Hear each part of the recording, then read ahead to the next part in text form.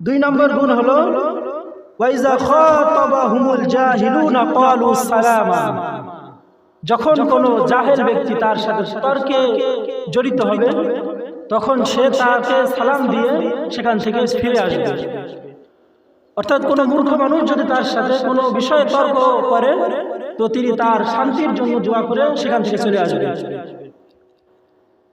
তাকে সালাম দিয়ে চলে আসবে যে তার উপরে যেন আল্লাহর রহমত বর্ষিত নাজিল বলে সেখান থেকে সে ফিরে আসবে। এটা হলো ইবাদুর রহমানের দ্বিতীয় গুণ, যে ক্বালু সালামা, তিনি সেখানে সালাম দিয়ে ফিরে আসবে। অর্থাৎ কেউ যদি কোনো ব্যক্তিকে একটা গালি দেয় সে পাল্টা গালি দেবে না, কেউ যদি কারো একটা আঘাত করে তো সে পাল্টা আঘাত করবে না। এটা হলো রহমানের বান্দার গুণ। ইবাদুর রহমানের গুণ হলো কেউ তাকে গালি দিয়েছে অথচ সে গালি না দিয়ে তাকে সালাম দিয়ে চলে আসবে।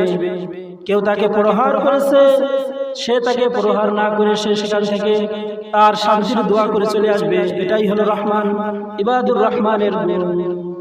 আল্লাহ রাসূল সাল্লাল্লাহু আলাইহি ওয়াসাল্লাম নামাজরত রয়েছেন, কাফের মুশরিক আবু জাহেল বা শাইবা, আল্লাহ রাসূল সাল্লাল্লাহু আলাইহি ওয়াসাল্লাম যখন সিজদায় গেলেন তখন উটের নাড়ি ভুঁড়ি আল্লাহ রাসূলের পিঠের উপর দিয়ে তারা চলে গেলেন। আল্লাহ রাসূল সাল্লাল্লাহু আলাইহি ওয়াসাল্লাম সিজদা থেকে উঠতে পারছেন না, তার গায়ে তার মাথার উপরে তার পিঠের উপরে নাড়ি ভুঁড়ি রয়েছে। তো হযরত ফাতেমা ঘর থেকে দেখতে পেল যে আব্বার পিঠের উপরে উটের নাড়ি ভুঁড়ি দিয়ে চলে গিয়েছে।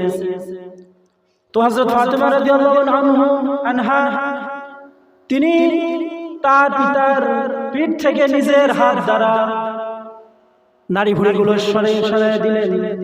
আল্লাহ রাসূল সাল্লাল্লাহু আলাইহি ওয়াসাল্লাম নামাজ শেষ করার পরে ফাতেমা আল্লাহ রাসূলকে বলতেছেন যে ওগো আব্বা, আপনাকে কাফের মুশরিক তারা এত কষ্ট দেয়, আপনি কোনো প্রতিবাদ করেন না, আপনি তো পারলে আপনার রবের কাছে তাদের বিরুদ্ধে বদদুয়া করতে পারেন, আপনার রব আপনাকে সাহায্য করবে। আল্লাহ রাসূল সাল্লাল্লাহু আলাইহি ওয়াসাল্লাম বললেন যে ফাতেমা, ইবাদুর রহমানের গুণ এটা না, ইবাদুর রহমানের গুণ হলো ওয়াইজা খাতাবাহুমুল জাহিলুনা ক্বালু সালামা। যখন কোনো জাহেল ব্যক্তি, যখন কোনো মূর্খ ব্যক্তি তার অজ্ঞতার কারণে কাউকে কোনো কষ্ট দিবে, তার অজ্ঞতার কারণে কাউকে কোনো গালি দিবে, ইবাদুর রহমানের গুণ হলো তাকে পাল্টা গালি না দেওয়া, তাকে পাল্টা প্রহার না করা। তো যেই নবীর উপরে মুখের উপরে মশা মাছি বসা হারাম ছিল, ওই নবীকে ইহুদি থাপ্পড় মারলেন। আল্লাহ রাসূল সাল্লাল্লাহু আলাইহি ওয়াসাল্লাম ইহুদির হাতটাকে বুকের ভিতরে ধরে আল্লাহ রাসূল সাল্লাল্লাহু আলাইহি ওয়াসাল্লাম ইহুদিকে বলতেছেন যে আপনার হাতে ব্যথা পেয়েছেন নাকি? যদি আপনার হাতে আপনি ব্যথা পেয়ে থাকেন তো আমাকে মাফ করে দিন।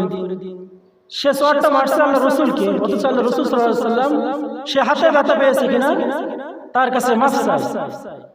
আর আমাদের স্বভাব হলো কেউ যদি আমাকে একটা ঘুষি মারে তো আমি তাকে পাল্টা 10টা ঘুষি মেরে, কেউ যদি আমাকে একটা গালি দেয় তো আমি তাকে 10টা গালি দিই। সে আমাকে একটা গালি দিয়েছে এবং আমি তাকে তার পিতা, তার মাতা, তার 14 গোষ্ঠী সহ আমি গালি দিয়ে তাকে পাল্টা জবাব দিয়ে দিই।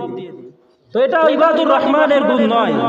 ইবাদুর রহমানের গুণ হবে যখন কোনো মূর্খ ব্যক্তি, কোনো জাহেল ব্যক্তি আমাদেরকে গালি দিবে তাকে পাল্টা গালি না দিয়ে তাকে সালাম দিয়ে সেখান থেকে ফিরে আসা। এটাই হবে ইবাদুর রহমানের দ্বিতীয় গুণ।